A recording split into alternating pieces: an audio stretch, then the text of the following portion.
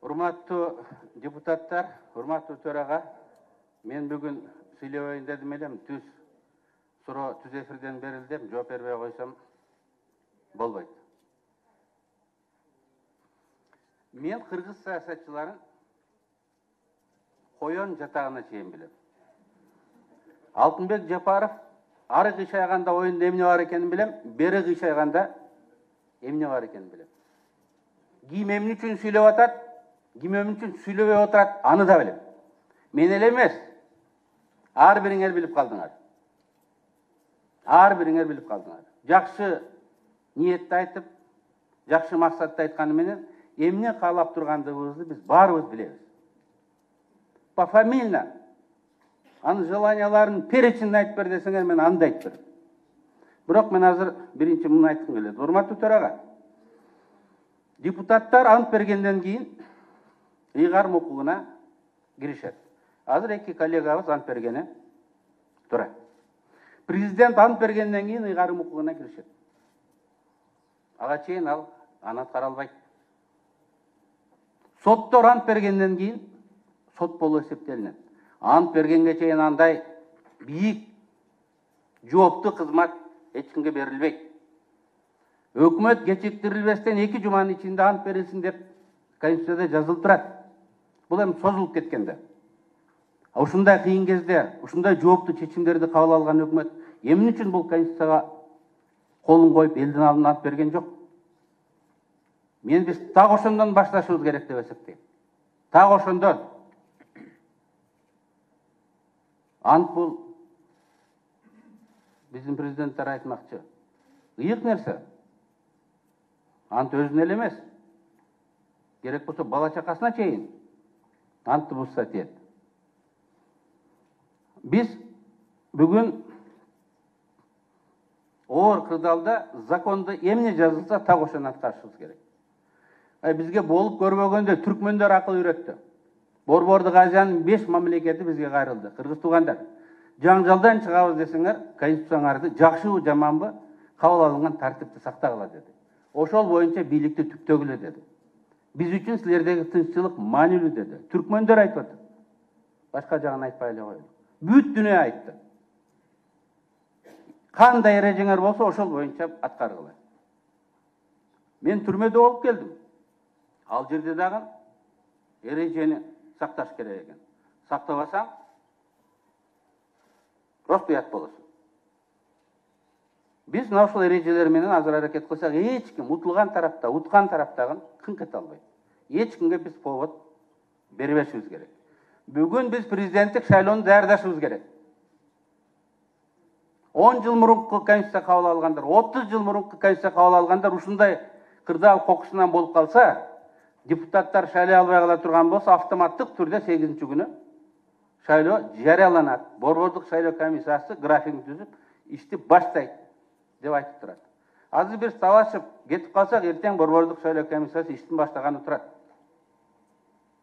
Биз депутаттар уят болобуз да. Ушул маселени чечип бере албай койгондугубузга. Эми максатты ачык керек да. Мен сүйлөбөй коеюн дедим эле, просто мүмкүндүк бербедиңер. Эки көз караш турат. Шайлоону өз мөөнөтүндө өткөрүп, жаңы келген депутаттар элге берген убадасын аткарып, ким утуп келсе, конституциялык реформаны баштай берсин деген бир тарап турат. Экинчи, шайлоону өткөрбөйлүк, ар кандай шылтоо менен сырыф кылайлык, конституцияны уруп ойнобойлук. Элдин талабы деген талапка жамынып, өткөрбөй коюлук дагы накта президенттик бийлик формасын жасайлык деген тарап турат. Мен силерге гарантия менен айтам. Бул күндө өтөт, 1 жылда өтөт, 2 жылда өтөт, президенттик шайлоодо кирет. Мен адамдардын характерин билем, эмнеге жөндөндү экенин билем. Силер деле билип калдыңар. Эгер ошол система өтө турган болсо, бизде Өзбекстан эмес, Казакстан эмес, Түркмөнстан болот. Мына биз азыр характерибиз менен сыймыктанабыз. Көз каранды эмес, биздин депутаттар талашабыз дейт. Эгер андай тартип келе турган болсо, мына элге дагы мен жоопкерчилик менен айтам. Түркменистанның парламентінде отырып, жүгініп тұрып қол чағып тұрасың. Бар арабызда жүгініп тұрып қол чағып тұрғандар.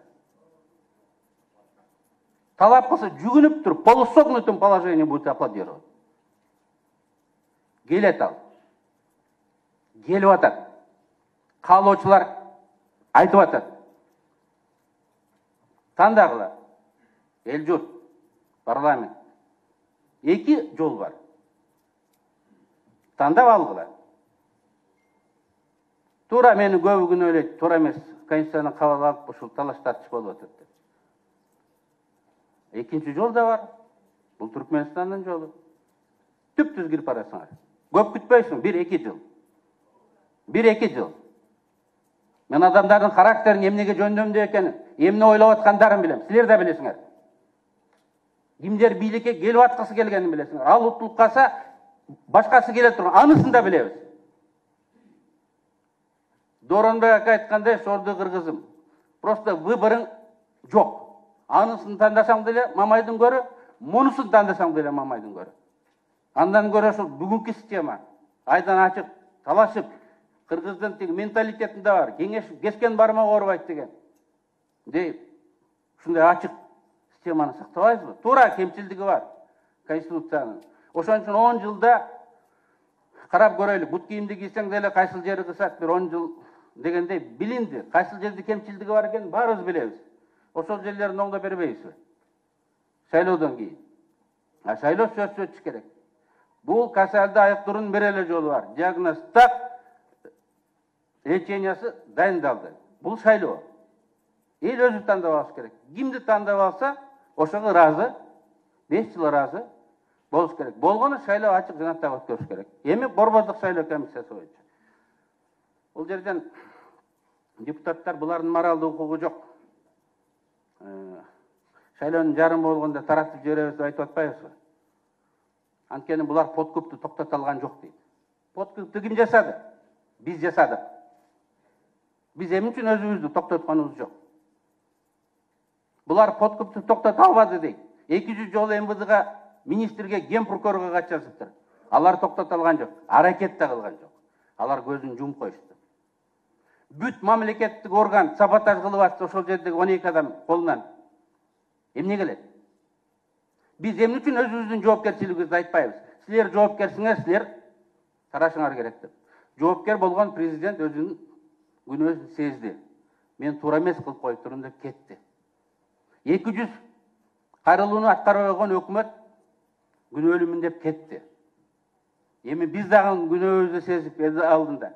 Акыркы 3-4 маселе бар. Ушул маселени чечип туруп, башка сүйлөбөйбүз, башка жыйналбайбыз деп айтып туруп, тарап кетпейликпи? 3-4 маселе бар, кечирилгич жасай турган. Менин